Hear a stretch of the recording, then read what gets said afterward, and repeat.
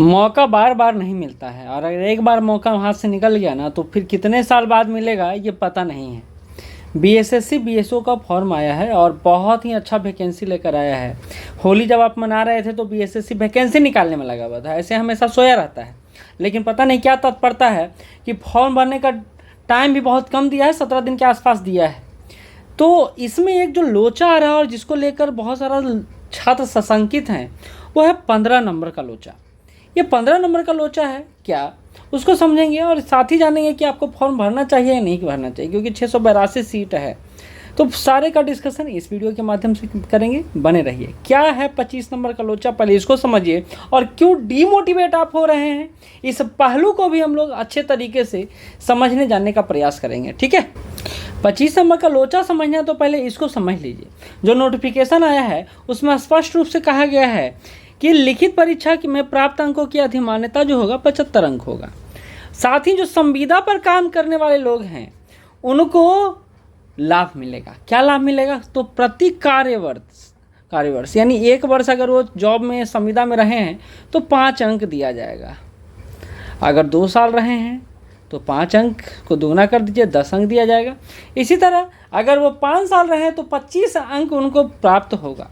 अब एक बहुत बड़ी बात है, अगर 100 अंक है और 100 अंक में अगर 25 अंक उनको सिर्फ काम के आधार पर मिल जाता है, तब तो अगर कट ऑफ जाएगा थोड़ा सा भी कम तो लाभ किनको मिलेगा, संविदा वाले के लोगों को मिलेगा। कहा जाता है किसी वर्ष के अंश के लिए कार्यरत दिवसों की संख्या में 5 से गुना करने के पश्चात 365 से भाग देकर प्राप्त अनुपातिक अंक को जोड़ दिया जाएगा। और यही एक लोचा है और यही एक सूत्र है जिसके आधार पर ये बोला जा रहा है कि भैया उनको ज़्यादा लाभ मिलेगा, और फ्रेशर जो हैं जो संविदा पर कार्य नहीं कर रहे हैं उनको तो लाभ नहीं मिलेगा, क्योंकि इसमें 3 ही सब्जेक्ट है। एक तो आप मैथ या फिर स्टैटिस्टिक या फिर इकोनॉमिक्स, इन्हीं तीनों में से अगर आप किए हैं ग्रेजुएशन या फिर सब्सिडरी में रखे हैं तो आप फॉर्म फिलअप कर सकते हैं। अब इसी को लेकर एक चर्चा बनता है और कई सारा कन्फ्यूजन भी है। उस कन्फ्यूजन को भी हम लोग दूर करने का प्रयास करेंगे इस वीडियो के माध्यम। सबसे पहले आप ये समझिए कि एक सामान्य छात्र के लिए तो यहाँ कोई छूट नहीं है, तो किसी तरह की छूट का यहाँ लाभ नहीं ले सकता है। लेकिन संविदा वाले जो छात्र हैं जो फॉर्म भरेंगे उनको हम लोग संविदा वाले छात्र ही मानकर चल रहे हैं। उनको 1 ईयर का 5, ये तो 5 साल का 25 अंक मिलेगा। अच्छा, अब इतना तो प्लस में वो चलेगा और इतना तो ये माइनस में चलेगा, तो ये डीमोटिवेशन होता है कि भैया हमको जॉब कैसे मिल पाएगा। एक बात समझिए, जो संविदा पर जॉब कर रहे होते हैं लोग, पहली बात तो उनके पढ़ने की समय सीमा और आपके पढ़ने की समय सीमा में कितना अंतर होता है, काफ़ी ज़्यादा अंतर होता है। दूसरा, उनका जो दिमाग होता है यानी पढ़ने समझने की जो प्रवृत्ति होती है, क्या आपसे ज़्यादा शार्प होता है? बिल्कुल नहीं।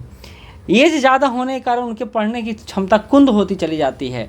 और इसलिए पिछले बार जब भी एग्ज़ाम हुआ है तो आप देखिएगा 30% जो है संविदा वाले छात्र पास किए हैं, 70% के आसपास जो है सामान्य छात्र पास किए हैं। तो ऐसा कहा जाना कि नहीं सामान्य छात्र तो पास ही नहीं करेंगे, तथ्यात्मक रूप से सही नहीं है। यानी आप पिछले साल के जब रिजल्ट को देखेंगे तो आपको एहसास होगा कि नहीं, सभी के लिए यह सामान्य है। संविदा पर जो छात्र काम कर रहे हैं यानी जो लोग काम कर रहे हैं, जो फॉर्म फिलअप भी करेंगे तो आपके टक्कर के नहीं होंगे। अरे दबदबा तो उन्हीं का न बनेगा जिनके पास क्षमता होगा, और क्षमता किसके पास है, इस छात्र के पास। 24 घंटा पढ़ सकता है, समय सीमा निर्धारित नहीं है, कार्य करने की क्षमता ज़्यादा है और शार्प ब्रेन है, तो इनसे तो कहीं ज़्यादा प्लस में ये रहेंगे। साथ ही इनको एज रिलैक्सेशन मिल रहा है और कुछ तो एज को पार भी कर गए हैं, तो एज रिलैक्सेशन का फ़ायदा थोड़ा मिलेगा, ये मैं मानता हूँ। लेकिन ज़्यादा एज कभी भी अच्छा प्रतिभावान छात्र का निशानी नहीं है।